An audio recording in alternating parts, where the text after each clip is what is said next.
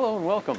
You may wonder why we're here at the Santa Clara Post Office. Well, it is election season and we all get tons of election mailers. This is where political mailers are shipped to in bundles by the tons, being sent out to fill up our mailboxes.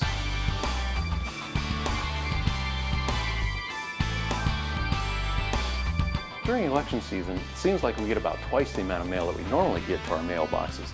We voters are the lucky recipients of many cards, letters, and flyers asking for our vote and support. Kind of makes you feel special.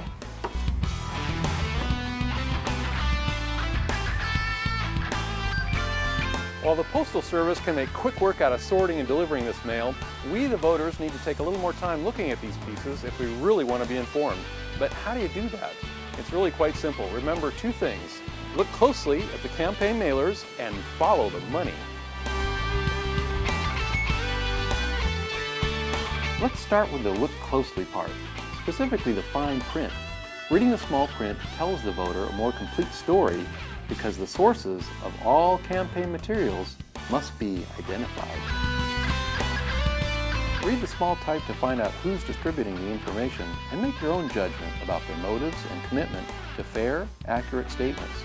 The small print is often more telling than the sensational headlines.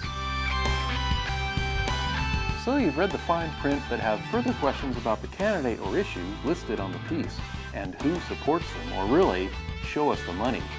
Well, any donation of $100 or more to a candidate is public record, so you can review official files to see who support each city candidate in detailed forms posted on santaclaracampaigndollars.org, or you can read them at the city clerk's office at City Hall.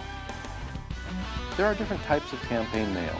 Pieces with just one candidate or issue are easy, but still should be read carefully. Special interest groups may also send out a campaign piece representing their own opinion, separate from what the candidate authorizes. These should be closely examined as they represent a particular point of view. Campaign pieces that recommend several candidates and/or issues are called slate mailers and might be produced by a political party or organization that supports certain candidates or issues.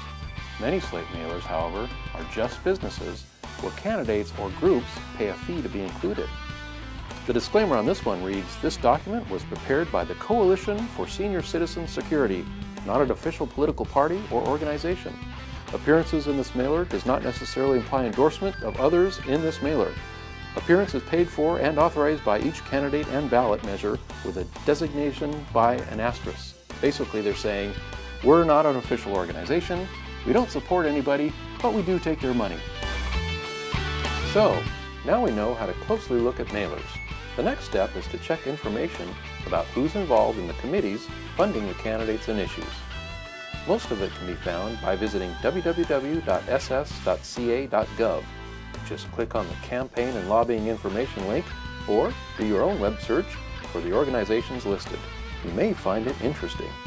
Here's another cool tip. Candidates and organizations are issued a campaign identity number by the California State Fair Political Practices Commission, or FPPC, and it must appear on every political marketing piece.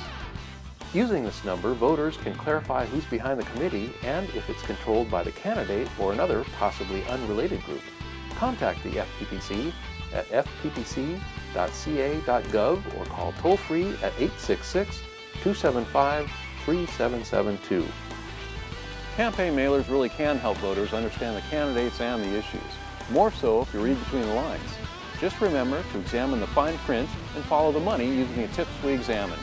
Doing both will help you make informed decisions at the ballot box. Thanks for watching, and we'll see you next time. If you'd like more information on the city's Vote Ethics program, refer to the city's Campaign 2008 insert you received earlier, or visit voteethics.org. You can also call 615-2220. Be sure to look for this insert and more helpful information from the city.